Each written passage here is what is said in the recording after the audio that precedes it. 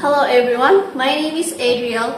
Today, I will be discussing the 7th element of digital citizenship, which is digital rights, principles, and responsibilities. So what is digital rights? According to Ravenflow 2017, digital rights are human and legal rights that allow individuals to access, use, create, and publish digital content on devices such as computers and mobile phones, as well as in a virtual space in communities. It also says in HOT 2015, currently digital rights are not a set of rights and themselves but are related to other human rights, particularly freedom of expression and the rights to privacy of online and digital environment. So what digital rights are? Cyber rights recognize the right of individuals, access, use, create and publish digital content, and the right of access to computers, electronic devices, and telecommunication networks necessary to exercise them. One of the flagship of this cyber right is Electronic Frontier Foundation, or what we call EFF. So what is this EFF? It is a leading non-profit organization defending civil liberties in the digital world, founded in 1990. AFF champions user privacy, free expression, and innovation through empathy litigation, policy analysis, grassroots activism, and technology development. The mission of this Electronic Frontier Foundation is to ensure that technology supports freedom, justice, and innovation for all people of the world. So now we go on to what digital rights are for. Digital rights are merely an extension of the rights set out in the Universal Declaration of Human Rights by the United Nations as applied to the online world. The main objective of this is to guarantee access to the internet, avoiding the so-called digital divide, and the proper use of a network as a common asset belonging to the whole humanity. However, the lack of international consensus has led each country to develop its own digital rights charter. Despite this, supranational bodies such as European Union, or what we call EU, are proposing a common framework, at least with regard to the right to personal data protection. Now we go on to the Universal Declaration of Digital Rights. It's a common standard of digital freedom for all, to the end that every individual and every institution of society, keeping these declarations constantly in mind, shall strive to promote respect for this right and, by the progressive national and international measures, to secure the universal and effective recognition and observance in all countries of the world. So there are 21 articles of Universal Declaration of Digital Rights, which are right to internet working, right to access, right to non-discrimination of packets, right to anonymity, right to encryption, right to be free from surveillance, right to blog, right to create, right to share, right to digital protest, right to dissent, offend and be offended, right to be free from liability, right to hack. And right to hack, there are three types: black, white, gray hat hackers.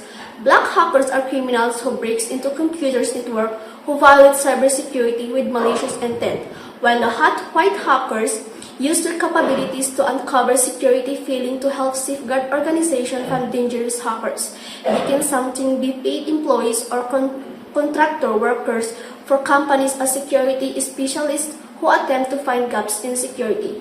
And the grey hat hackers may sometimes violate laws or as usual ethical standard, but they do not have the malicious intent typically of a black hat hackers. Also, right to tinker, right to run one owns, right to flows, right to control data, right to migrate and export data, right to know-how, right to participate, and lastly, permissible limitation. The 1987 Constitution of the Republic of the Philippines, Article 3, it says in Section 4, no law shall be passed abridging the freedom of speech, of expression, or of the press, or the right of people peaceable to assemble and petition the government for redress of grievances. It also says in Section 7, the right of the people to information on matters of public concern shall be recognized. Access to official records and to documents and papers pertaining to official acts, transaction or decision, as well as the government research data used as basis for the policy development shall be afforded the citizen, subject to such limitation as may be provided by the law. There are key of digital responsibilities, which are use language and behavior when interacting with others, respect the opinions and ideas of others, obey all intellectual property laws, do not use or share other works without permission, follow rules and codes of conduct for every internet site, and responsibility to report cyberbullying. In the case of responsibilities, we must know the acronym VRAGS. V stands for voice, respectfully voice your opinion through a technological venue. R, respect. Respect others' point of view on the internet, accept what they say as meaningful and then explain why you disagree. U, utilize. Utilize proper online etiquette. G, give the other credit for the work you use. S stands for against cyberbullying. So there are principles of digital rights. It says that the Commission wants to ensure people are empowered to fully enjoy the opportunities that the digital decades brings. So it proposed a set of European digital rights and principles that reflect EU values and promote a sustainable human-centric vision for the digital transformation. The declaration was signed by the President of the Commission, the European Parliament, and the Council, reflecting the shared political commitment of the EU and its member states to promote and implement the rights and principles in all areas of digital life. The European digital rights and principles will complement existing rights such as data protection, privacy, and the Charter of Fundamental Rights. They will build on the experience of the European Pillar of Social Rights, and they will provide guidance for the EU and member states as they adapt to the digital transformation. There are 6 principles of digital rights. First, putting people at the center of digital transformation. Technology should serve and benefit all people living in the EU and empower them to pursue their aspiration. It should not infringe upon their security or fundamental rights. Signatories of the declaration will commit to making sure that the digital transformation benefits everyone and improve the lives of all people living in the EU. They will take measures to ensure that the rights are respected online as well as offline. The EU will promote this approach both at home and on the international stage. Secondly, solidarity and inclusion. Everyone should have access to technology, which should be inclusive and promote our rights. The declaration proposes rights in a number of key areas to ensure that nobody is left behind by the digital transformation, making sure that we take extra effort to include elderly people, people living in rural areas, persons with disabilities, and marginalized, vulnerable, and disenfranchised people and those who are act on their behalf. Third, freedom of choice. Everyone should be empowered to make their own informed choice online. This includes with interacting with artificial intelligence and algorithms. The declaration seeks to guarantee this by promoting human-centric, trustworthy, and ethical artificial intelligence systems, which are used in the line with EU. And it pushes for more transparency around use algorithm and artificial intelligence. Freedom of choice also includes being free to choose which online services we use based on objective, transparent, and reliable information. This in turn involves making sure everyone is empowered to compete and innovate into digital world. Fourth, participation in the digital public service. Digital technologies can be used to stimulate engagement and democratic participation.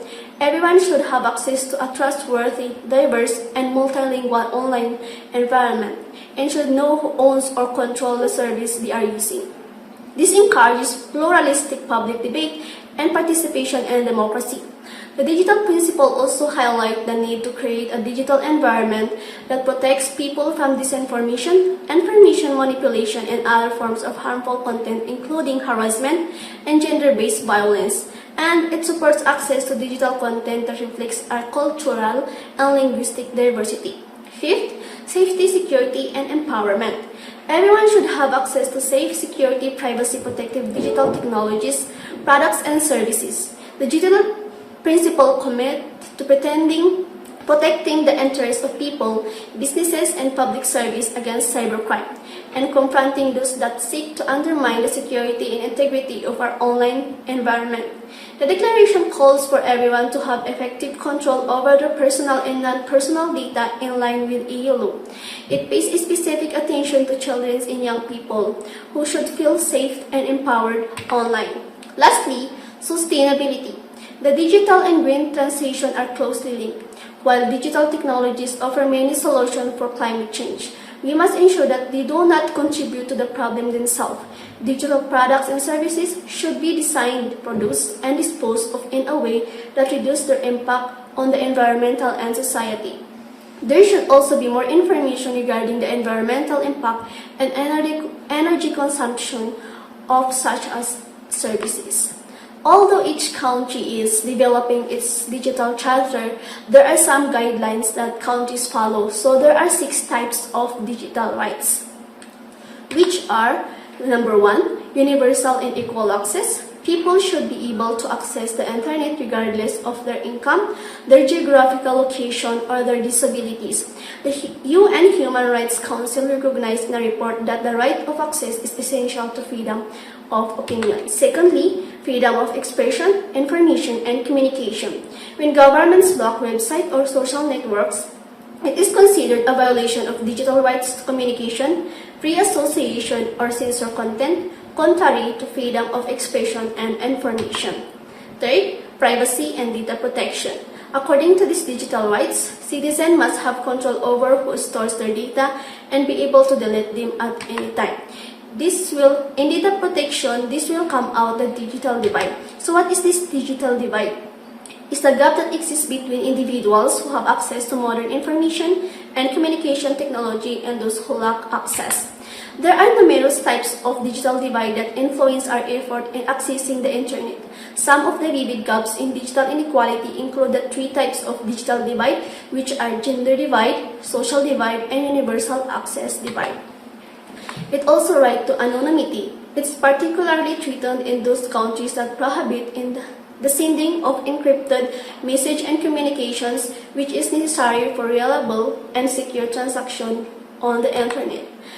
Right to be forgotten. This is a digital right to have unpersoned private information removed from internet searches, databases, and directories. It has already invoked in countries like Argentina, US, South Korea, and India.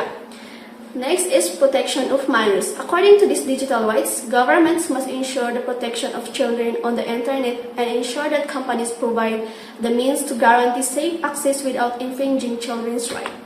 Lastly, intellectual property. Authors must be guaranteed recognition of their artistic or literary work and the right to be remunerated for its use, while guaranteeing free access to works that are already in the public domain.